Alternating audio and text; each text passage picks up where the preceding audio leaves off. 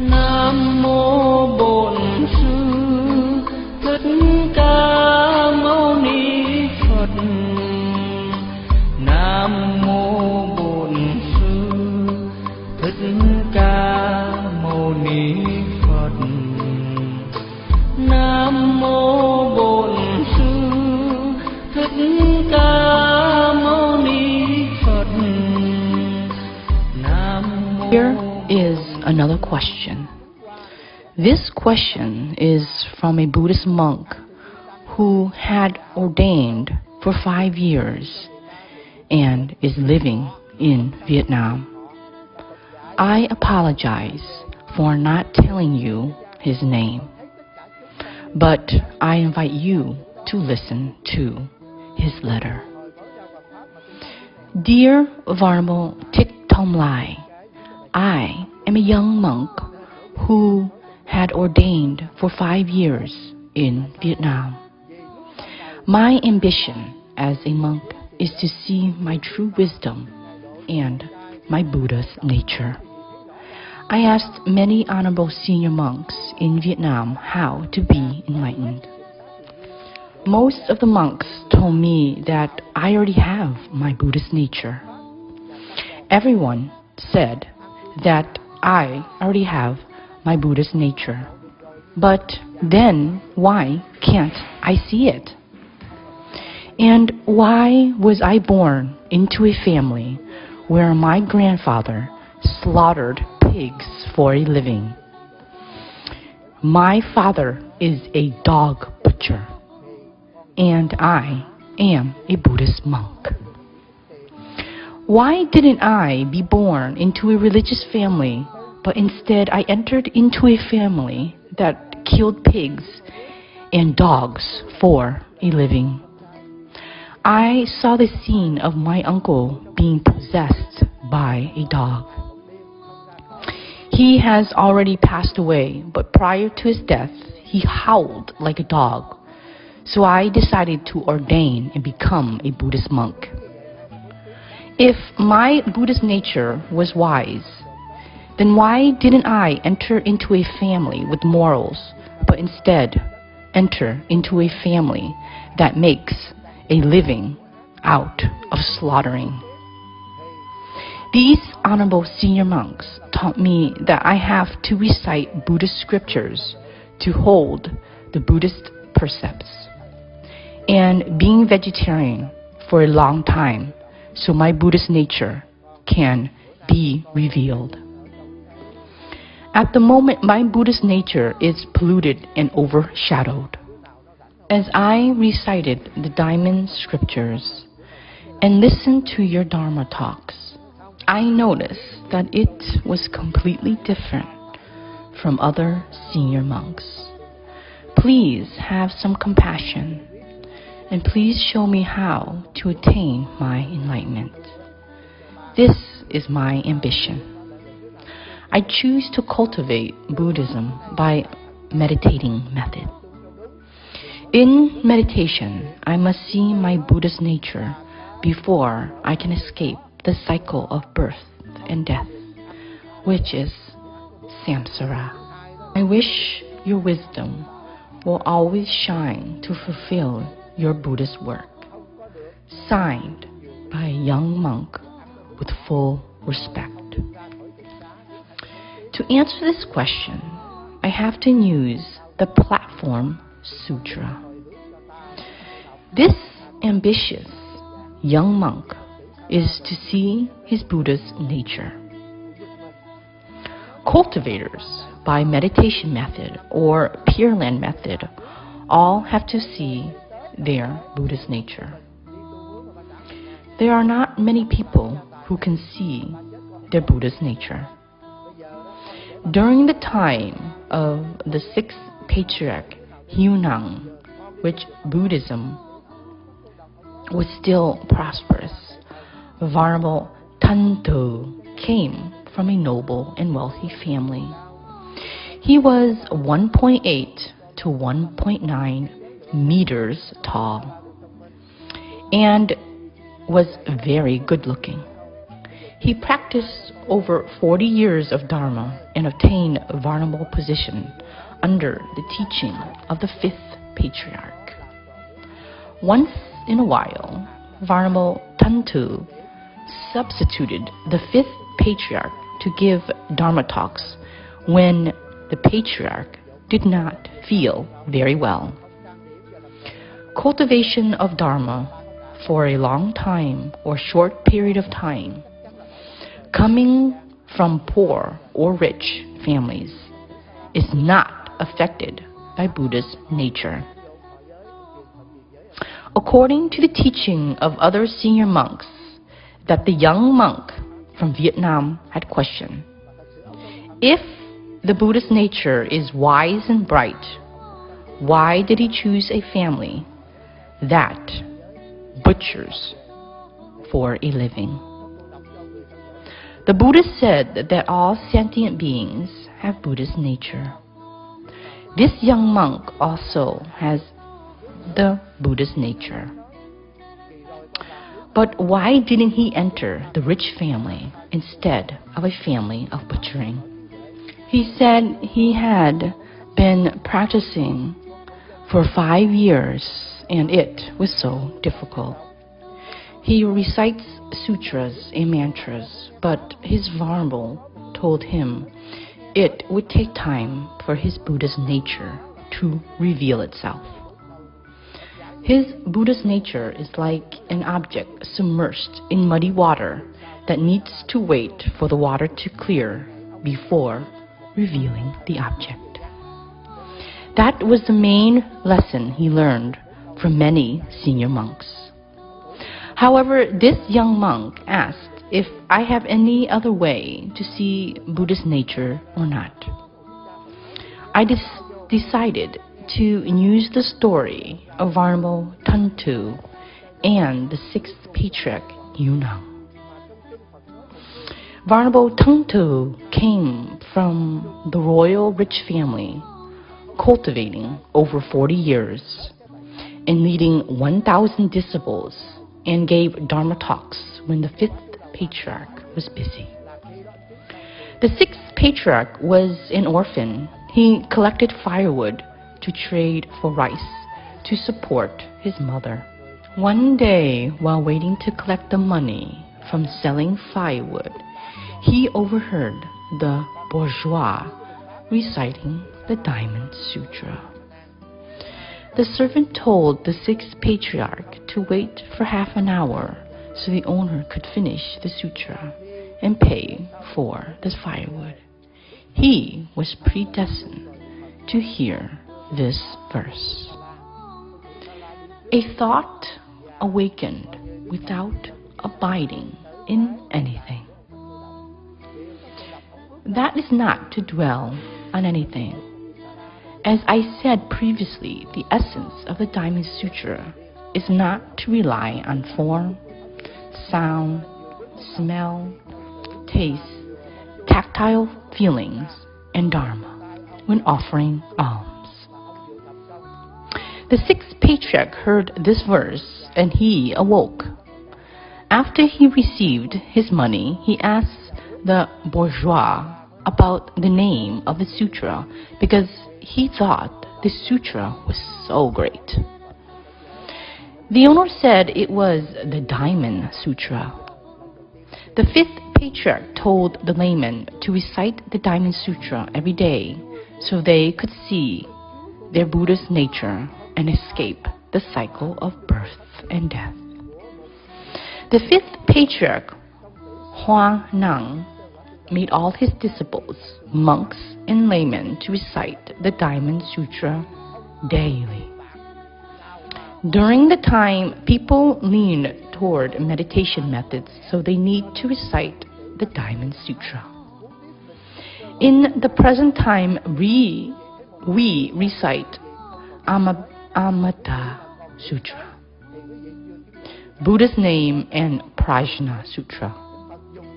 The sixth patriarch exclaimed that he really enjoyed the Diamond Sutra and wanted to learn more because the verse he heard was so delightful.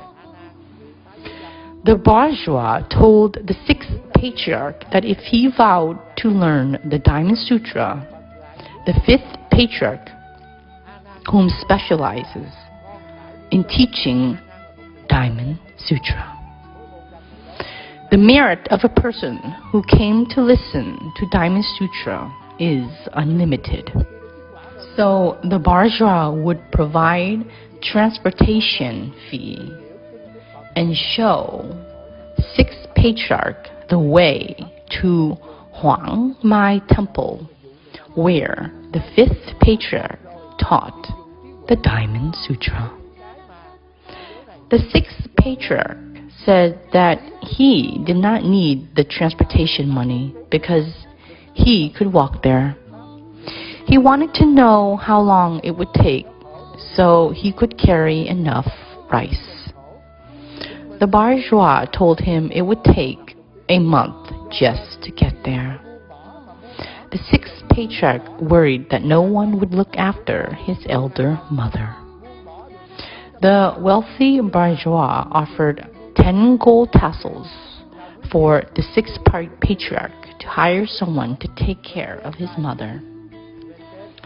He told the sixth patriarch that he would be happy to offer the gold so the sixth patriarch could go learn Dharma.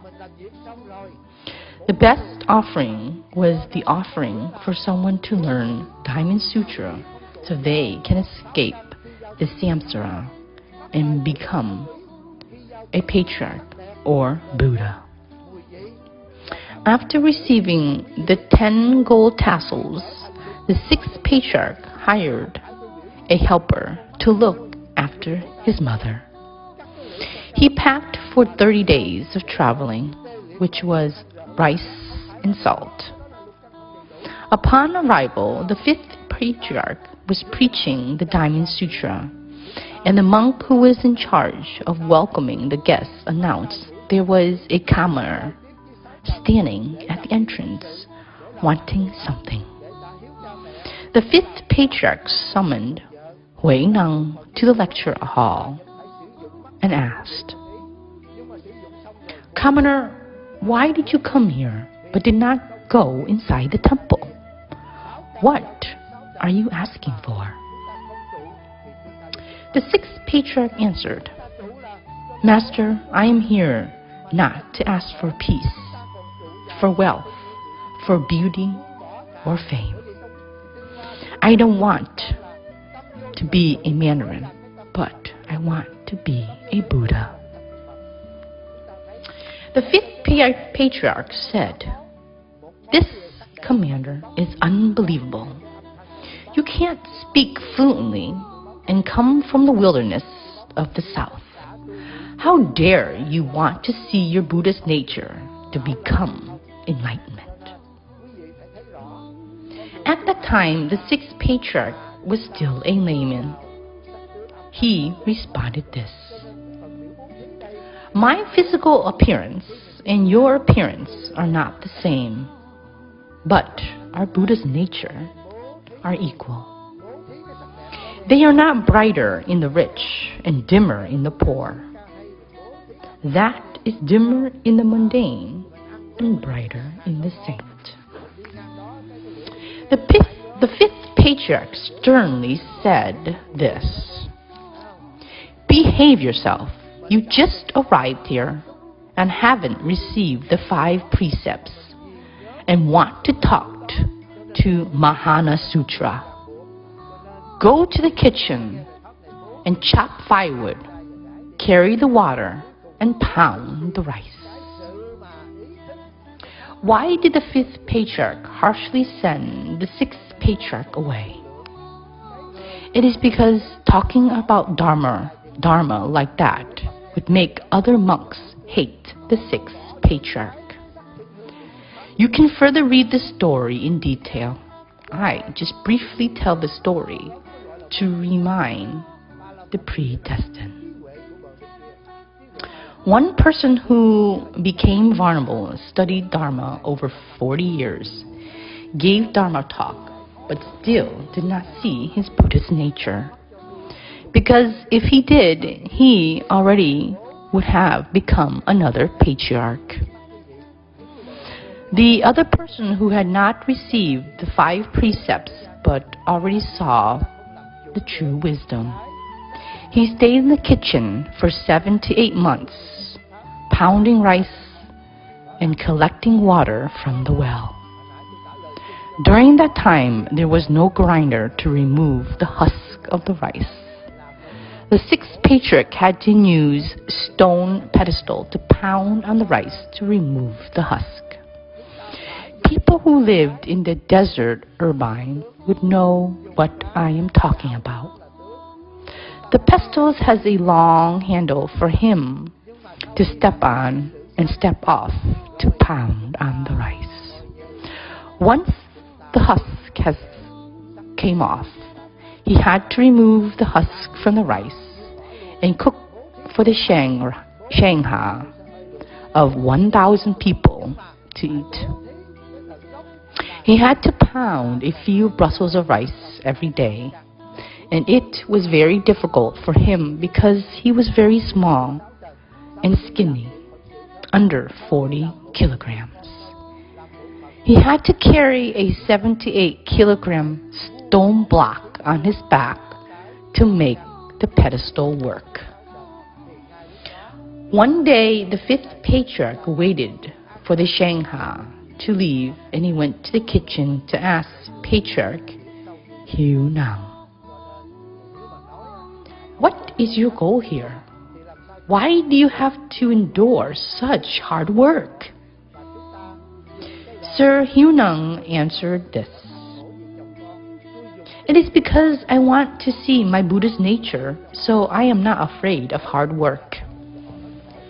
Patriarch Huan Nang asked, "Was the rice completely pounded?" "Yes, it is." "What else does it need?" "It needs the sieve." The 5th patriarch used his walking cane and knocked on the pestle 3 times. The 6th patriarch understood the message. When it was 3 a.m., he came to the 5th patriarch's room to learn the ultimate essence of the Diamond Sutra. The 5th patriarch used his robe to cover all the windows and turn off all the lanterns so no one can see them. He started to preach the Diamond Sutra. As the lesson was ended, the 6th patriarch told the 5th patriarch that when he was selling the firewood, he heard the verse, "A thought awakened without abiding in anything."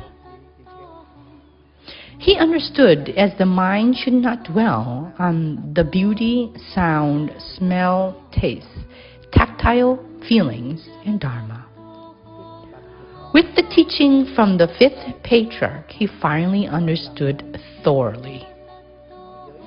The 5th patriarch asked, "Do you understand?" He answered, "Yes, I do." And the 6th patriarch composed a verse. How unexpected!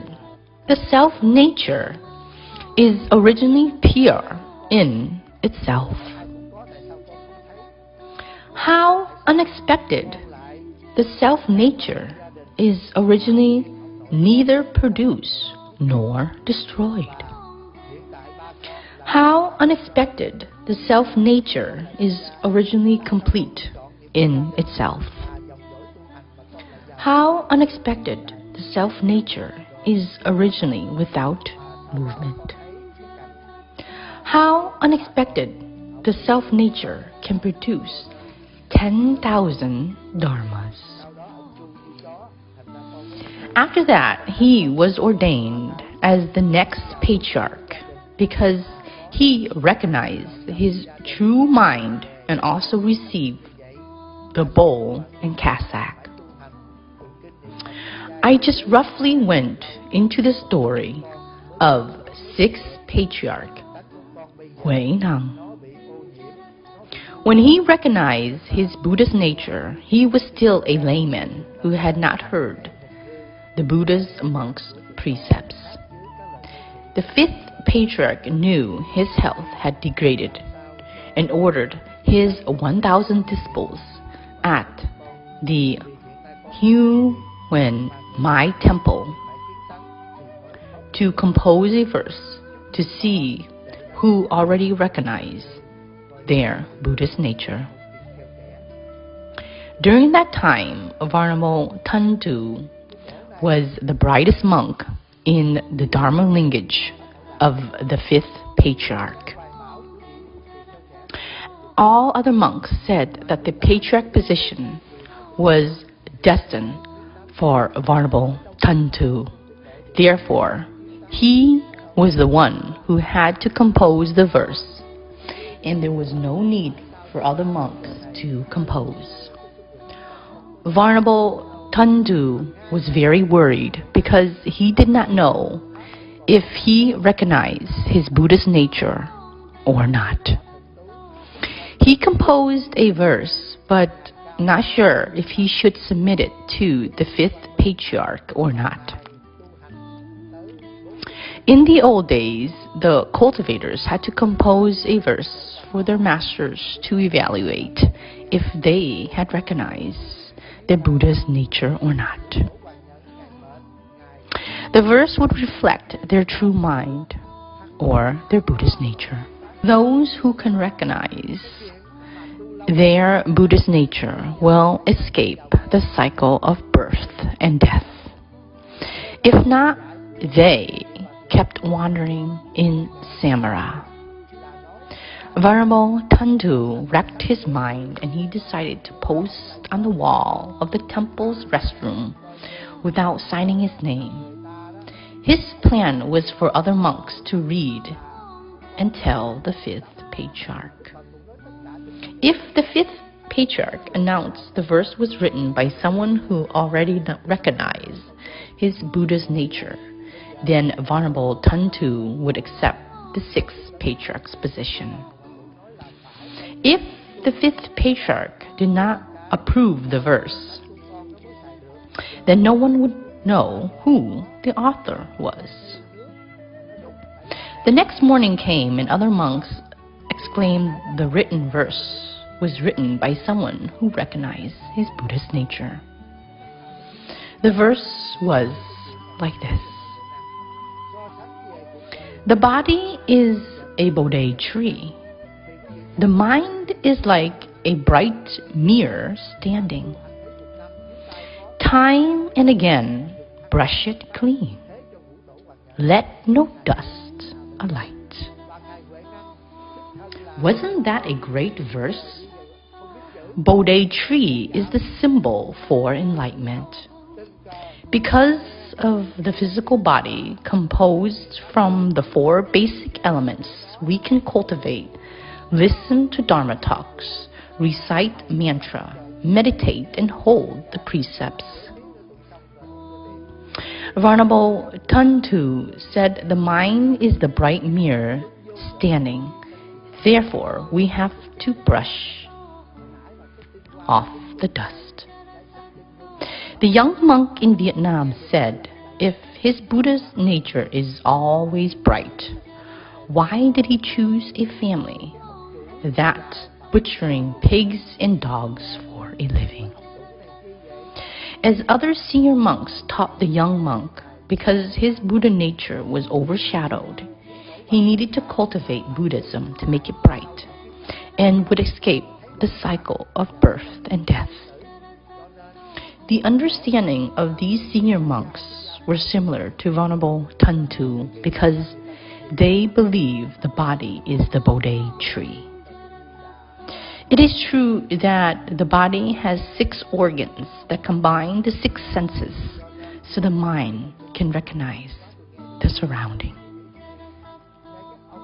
He assumed the mind is a mirror that was not bright because of the dust from love, hatred, wrongs, rights, wealth, fame, beauty, indulgence and rest to recover it. However, he was wrong. The nature of the mirror is always bright, even though the dust of love, hatred, wrong, right, wealth, beauty, fame, indulge, and rest covers it or not. If the mirror is not bright, you can wipe it many times, and it is still dull. The mirror is the symbol for Buddha's nature. Its character is bright and pure, whether it is the mind of a commoner or a saint. The first thing Prince Siddhartha said after he became enlightened was, "All sentient beings have Buddha's nature." The reason the fifth patriarch did not ordain Venerable Thong as the next patriarch was because he still had not wiped the dust off his Buddha's nature by reciting sutra in Buddha's name. After decades of wiping, the Buddha's nature would reveal itself. That is, he only saw the outline of Buddha's nature. The Buddha's nature is always bright, but because we do not rid the evil and delusional mind, we live with the imaginary mind day after day, and we haven't lived a single day with our Buddha's nature. Whoever recognizes his true mind must see his Buddha's nature like that. After Venerable Thong posted his verse, everyone assumed he would be the next patriarch because the verse was amazing. The fifth patriarch summoned Venerable Thong and asked if it was his verse or not. He admitted that it was because he noticed that no one submitted their verse, so he decided to post his without signing his name on it. If his master thought that he recognized his Buddha's nature, then he deeply appreciated his master's teaching for the past 40 years. If he had not, then he wanted to prostrate his master to apologize, and he was not qualified to be ordained as the next patriarch. The fifth patriarch said, according to the posted verse, Venerable Thong was at the entrance of the enlightenment already. Just like other senior monks in Vietnam who told the young monk that his Buddha's nature is still dull and needed to be polished by holding precepts, reciting sutras and Buddhist names for a long period of time. As time goes by, the Buddha's nature will be brighter. That was wrong. These senior monks were like the Venerable Thong who haven't obtained their Buddhist nature yet. They still see the body of a Bodhi tree which contains the seed of enlightenment, which is all right in my opinion. Without the body, the cultivator can't practice meditation or recite sutra. However, the mind is the bright mirror that needs to be dusted daily in order to maintain its brightness. Do you think it is true that Buddha's nature is not bright, so we have to dust it off daily? If so, the sixth patriarch is a person who had not ordained to be a Buddhist monk and holding the precepts, but he still qualifies to be the next patriarch. When Venerable Thong wrote his verse, Patriarch Hiunang was still a commoner who pounded rice in the kitchen and was illiterate. One week went by, and the fifth patriarch said, that reciting Diamond Sutra consumed too much time. The disciples could recite Tantu's verse before they meditated. The body is a Bodhi tree. The mind is like a bright mirror standing. Time and again, brush it clean. Let no dust alight. The Shangha asked the benefits of reciting this verse, and the fifth Patriarch said, using the verse as a guide to cultivate would help to avoid rebirth in hell, devil, and animal. He did not say the verse would help to escape the cycle of birth and death.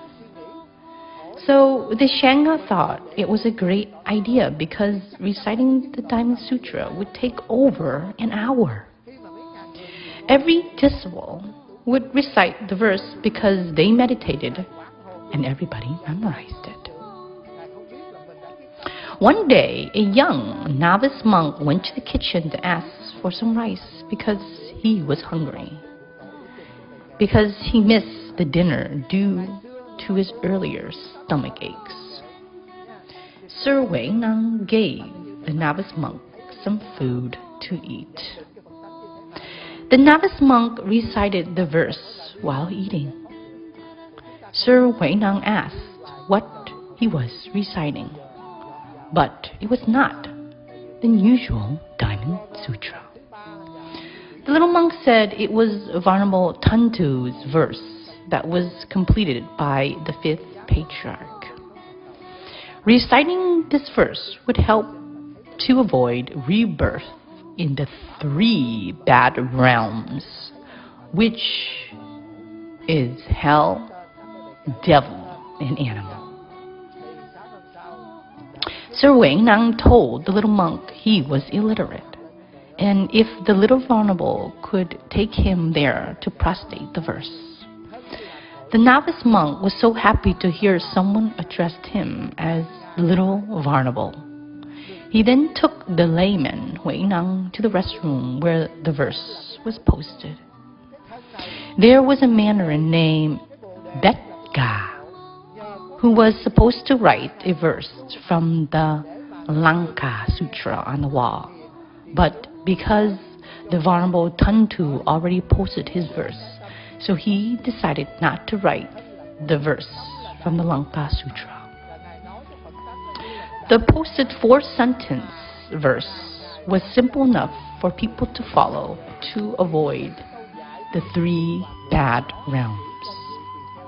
Sir Wei Nang bowed to the posted verse and said that he also had a verse and needed someone to post it for him. The little mandarin laughed and said how a commoner who was illiterate and did not know how to write could compose a verse. Sir Wei Nang told the mandarin not to judge the book by its cover. The little mandarin agreed and told Sir Wei Nang to read so he could write it down for him, the verse. And he teased if Sir Wei Nang became the Patriarch, don't forget to help him as well. Sir Wei Nang was illiterate, but he read out his verse. Please listen. There is no Bodhi tree, nor stand of a bright mirror. Since all is void, where can the dust alight?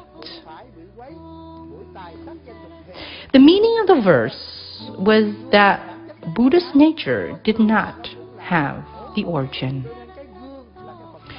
There was no beginning nor the end, but if there was an origin, then there will be end.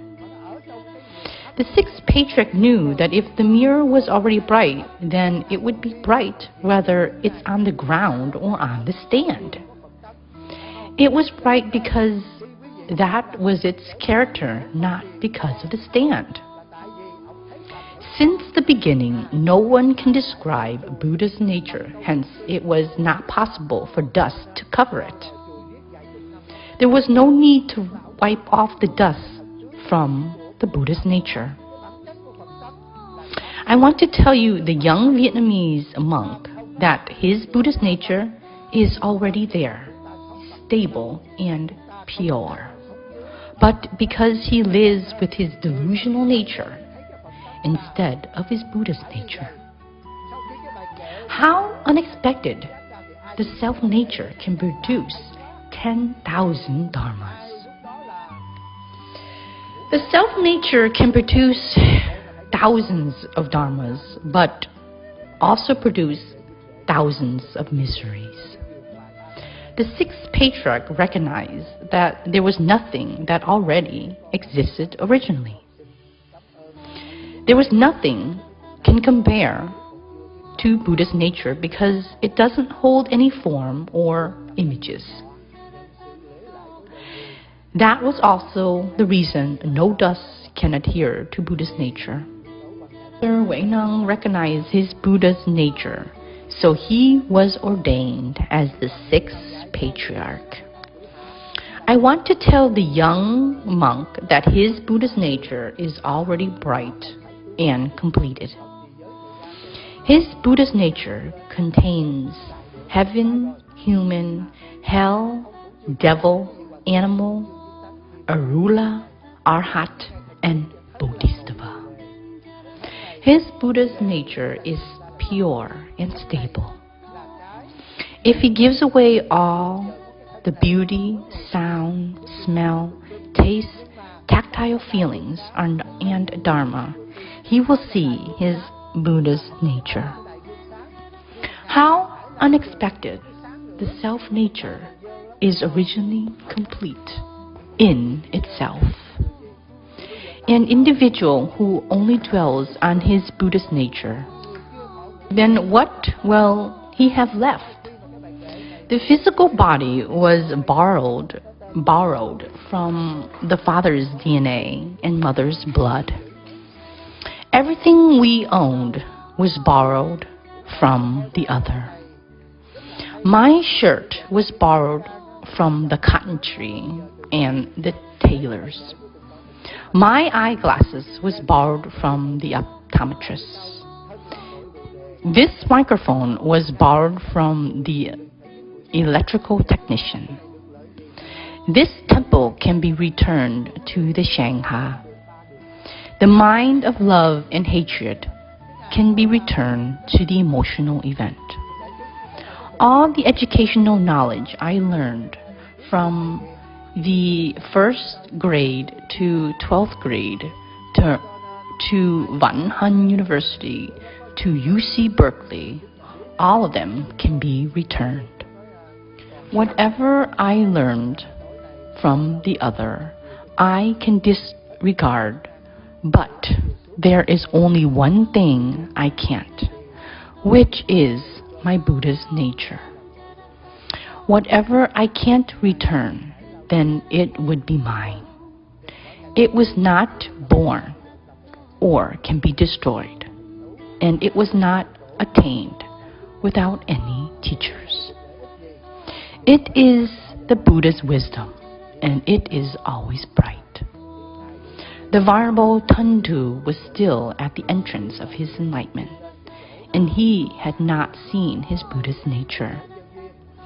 He thought this Buddhist nature was still overshadowed and needed to be wiped off.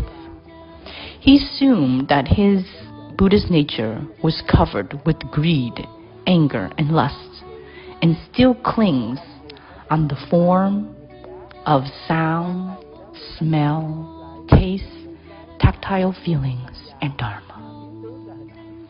Because he had not rid his delusional mind and still lived with the devil's mind, form, sound, smell, taste, tactile feelings, and dharma. Once the delusional mind is gone, then we will be free.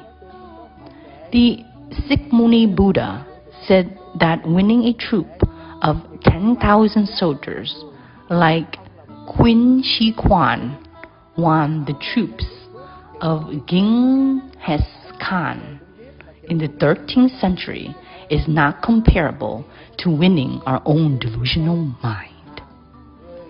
Winning the delusional mind and Buddhist nature will be shined. The Bodhisattva knew the sixth sense and the six recall senses, but as soon as they were done with their Buddhist work, they would give them all away and not dwell on them. Does that sound great? All the vulnerable taught their disciples to recite mantras, recite sutras, and Buddha's name. As time goes by, Buddhist nature will be brighter and shinier. Ladies and gentlemen, the Buddhist nature already is bright and pure. How unexpected! The self-nature is originally pure in itself. The Buddhist nature is already pure, so there's no need to wipe it clean. A diamond in the septic tank is still a diamond and can be used to cut all other materials in the world. A diamond in a bag of gold is still a diamond. It won't get brighter. You can polish a false diamond as much as you want, and it still won't get any shinier or its value increases. How unexpected! The self-nature is originally pure in itself. How unexpected! The self-nature is originally neither produced nor destroyed. How unexpected! The self-nature is originally complete in itself. How unexpected! The self-nature is originally without movement.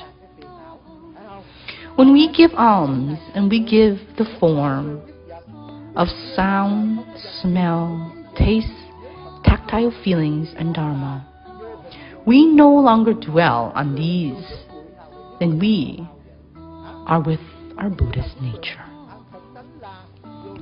The Buddhist nature is stable and does not fluctuate by love and hatred. How unexpected! The self-nature can produce 10,000 dharmas. The arhat immerses themselves in nirvana, but still dwell on dharma and think sentient beings are suffering. They no longer dwell on form and create thoughts. They should return as Bodhisattva. How unexpected! The self-nature can produce 10,000 dharmas. Producing Dhyana, Mahana, Mid-Dharma, meditation method, Pure Land method, and esoteric method. Once you understand the Buddha's nature, just like the six patriarchs first mentioned, the Buddhist nature is always pure, and there is no need to recite mantras and Buddha's name to help it become pure. How unexpected! The self-nature is originally without movement. How unexpected! The self-nature is originally complete in itself. Place that needs a monk will appear to be a monk. Places needs a husband will appear to be a husband. Places needs a wife will appear to be a wife.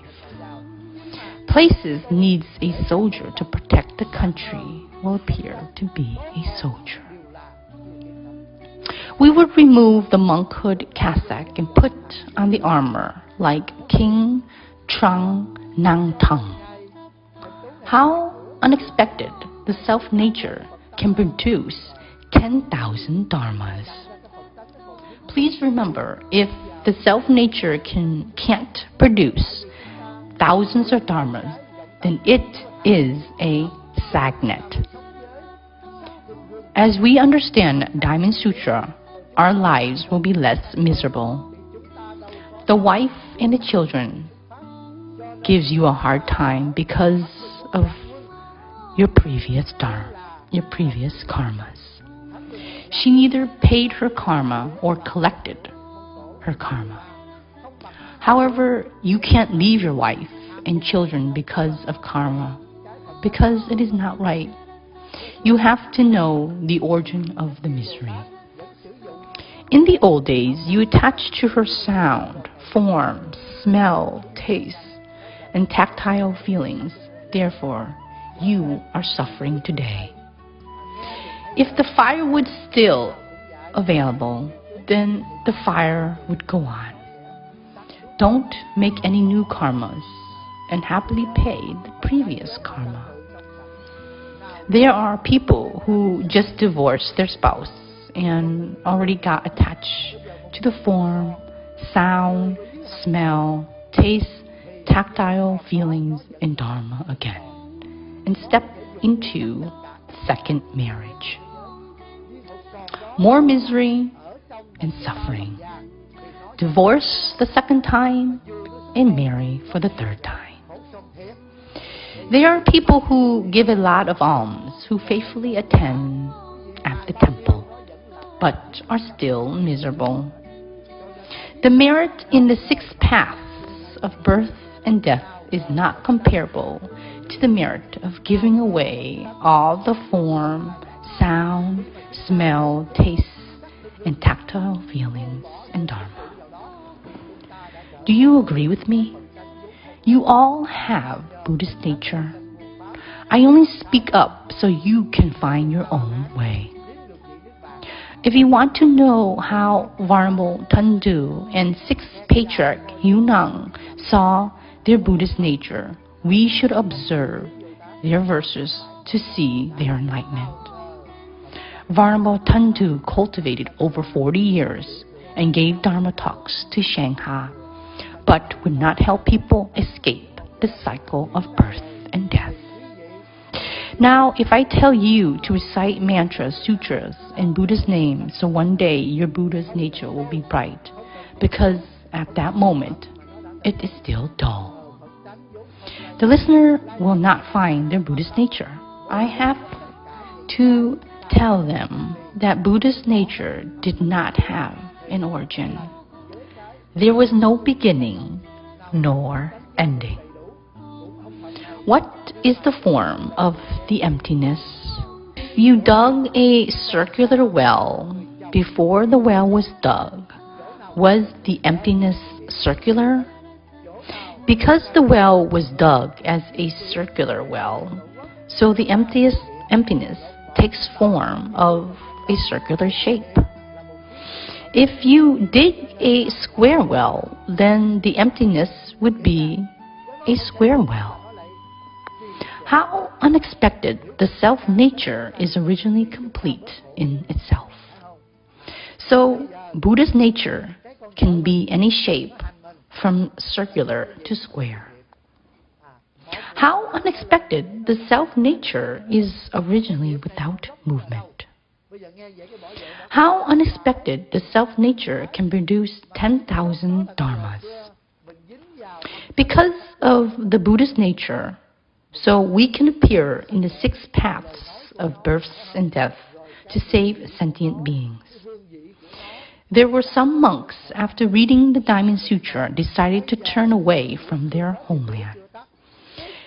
Their debts to their parents in this life still haven't been repaid and hadn't repaid their duties. In the Buddha Sutra, there was a monk who cried during the meditation session. The Buddha asked Venerable Ananda to summon the monk and asked why he cried. The monk that had cried said because he missed his father. His father worked super hard to raise him for the past 20 years. His mother endured pain to give birth to him so that he could recite the sutra, meditate, and ask for alms. He felt guilty that he did not repay his duty as a son. The Buddha asked him why he only thought about parents of this life, but not previous lives. His parents from previous lives were all sentient beings in this world. As some monk starts to understand the Diamond Sutra and think everything is not real, not their fathers, their mothers, their homeland, and their heritage. Please remember, the first patriarch of the Chuk Lam Yin Tu sect was an emperor. How unexpected the self-nature is originally pure in itself. How unexpected the self-nature is originally complete in itself. Therefore, he left his throne behind to practice Buddhism. When the Yuan army attacked his homeland, how unexpected the self-nature can produce 10,000 dharmas. So he stripped off his cassock of a monk and put on the armor to repay his duty to his homeland. If any monk said not to involve his political, then he did not know the verse. How unexpected the self-nature can produce 10,000 dharmas. We have to repay our parents from many previous lives.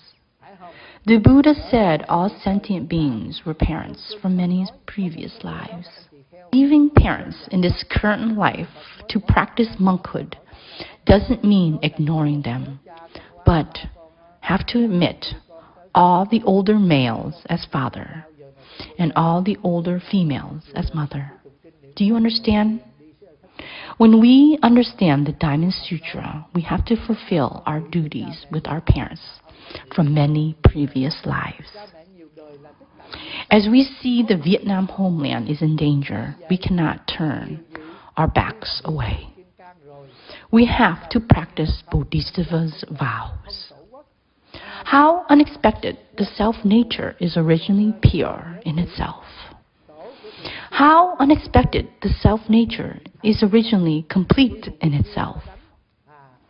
We can no longer want to run after wealth, fame, beauty, indulgence, and resting. How unexpected the self-nature is originally without movement.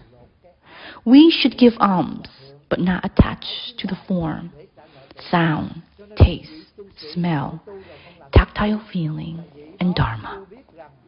How unexpected the self-nature can produce 10,000 dharmas.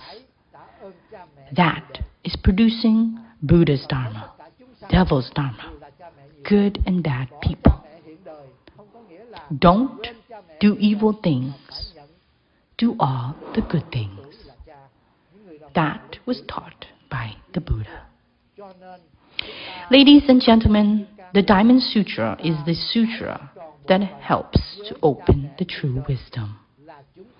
If I preach that you already have the Buddhist nature, but can't be seen because it is overshadowed, you need to recite sutras and Buddha's name to wipe off the dust, then I am still at the entrance of the enlightenment and not living with my Buddhist nature.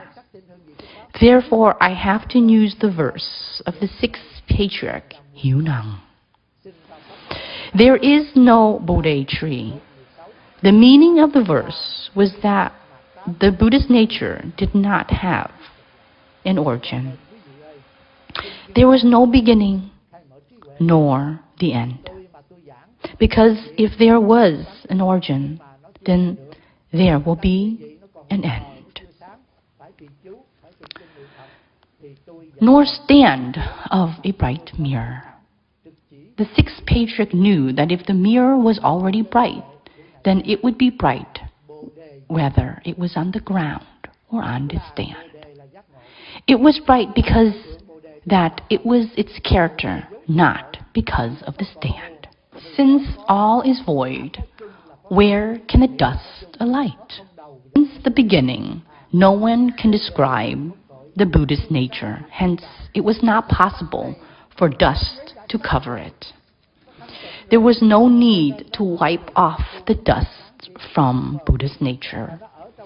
That was the reason the Buddha said that he had not spoken a sentence in the 49 years of preaching. He talked about the blessing, about getting rich, about being beautiful, but not about Buddha's nature. Since all is void, where can the dust alight? There is no dust that can adhere to Buddha's nature. The young Buddha monk, please listen. Your Buddha's nature is already pure and bright. Your Buddha's nature doesn't need to be wiped off by reciting sutras in Buddha's name. You only need to use your Parsana wisdom to transfer from Parsana literature to Parsana wisdom. If you are cultivating by meditation, then you should follow the 6 Patriarchs first. The Buddha's nature is always pure and bright from the beginning. You don't need to wipe it. That is the essence of the Diamond Sutra. Respectfully yours. On next Tuesday, I will continue to preach about the essence of the Diamond Sutra. I vow to transfer the merit from preaching the Diamond Sutra to all the sentient beings to one day become Buddha. Namo Bổn Sư Thích Ca Mâu Ni Phật. See you next time. Nam mô Bổn Sư Thích Ca Mâu Ni Phật. Nam mô Bổn Sư Thích Ca Mâu Ni Phật. Nam mô Bổn Sư Thích Ca